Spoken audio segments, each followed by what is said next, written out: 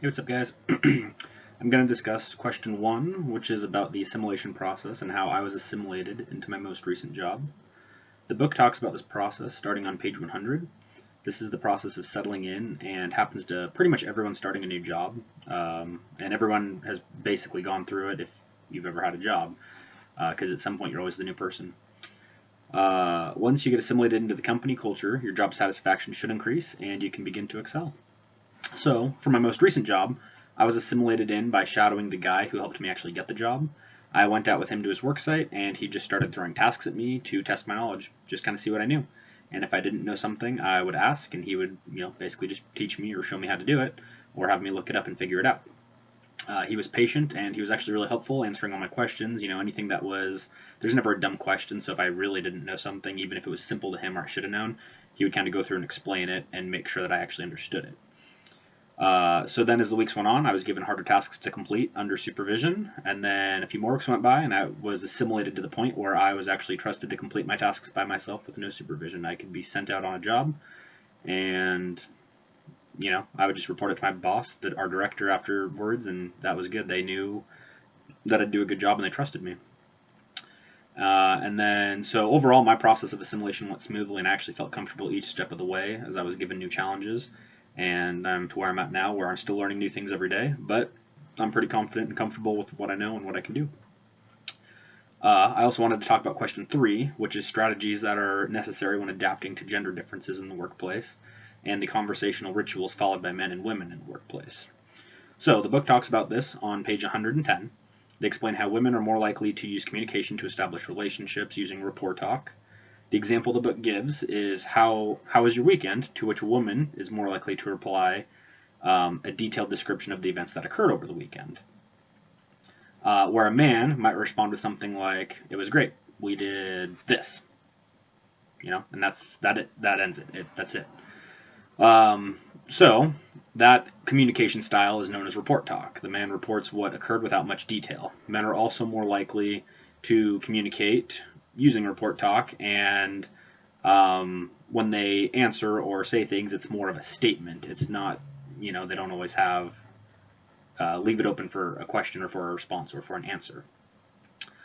And then, so women also typically or can add, or might add a tag question in which is inviting a response from the person you're talking to. So the book uses the example of, wow, this is an excellent opportunity for the department, isn't it? Adding the isn't it invites a response. The man might just say, oh, that's an excellent opportunity for the department. And that's it. He's just making a statement. So understanding these differences is what helps avoid miscommunication or communication taken in the wrong context. If a woman uses tag questions, that doesn't mean that she is unsure of herself. She's just inviting conversation. And then a man can still value rapport talk and tag questions, all that kind of talk, as important, even though he might communicate using just report talk. Understanding each other and not putting men and women in stereotypes helps keep healthy communication in the workplace overall, though, I think. The third question that I'm going to answer is why comparing and contrasting is considered the best way to understand generational communication. So, the book talks about generational differences on page 114. Age is a big factor in workplaces because generally with age comes wisdom, and the book, kind of gives a good example of this. When they say that a group member who's older in a project might take more work on than someone who's younger because they don't trust them or they think they'll do it incorrectly or not efficiently. So the flip side of that is that younger workers tend to feel that an older member is standing in their way and not allowing them to succeed because they're not letting them to kind of flourish or display the skills that they've developed. So I personally think that you need to kind of have a balance in both. I think that the older generation does, and a lot of times have a lot that they can teach us, or the younger people, but they need to kind of put some more faith in them and trust them and not take on so much themselves. In this instance, or for an example like this, they need to kind of give the younger generation maybe some more direction, or maybe be more of like a supervisory type role to them to help them out. But they should still kind of let them, teach them what you know. That's a lot of times a great way to like hand down, any tips or tricks of the trade. What you know is what they can pick up and maybe evolve and make it even better in some way, shape, or form.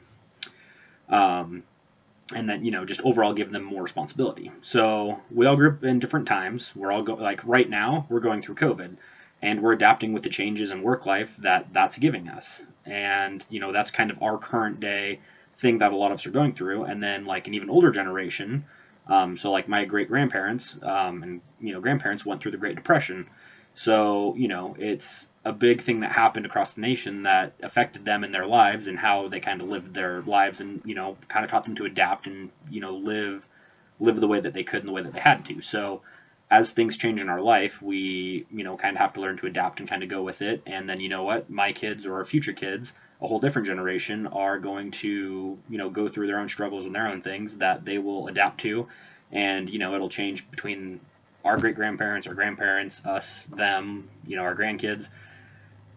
So basically through all the stages of different lives, the kind of the general thing that I get from it is that all of these different experiences in the end shape who we are and what we become.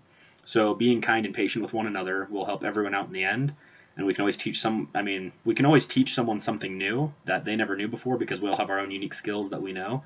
And then someone else, can teach us something as well. So, you're always a teacher and a student. You can always teach something and you can always learn something. So that's my opinion on that. Thanks.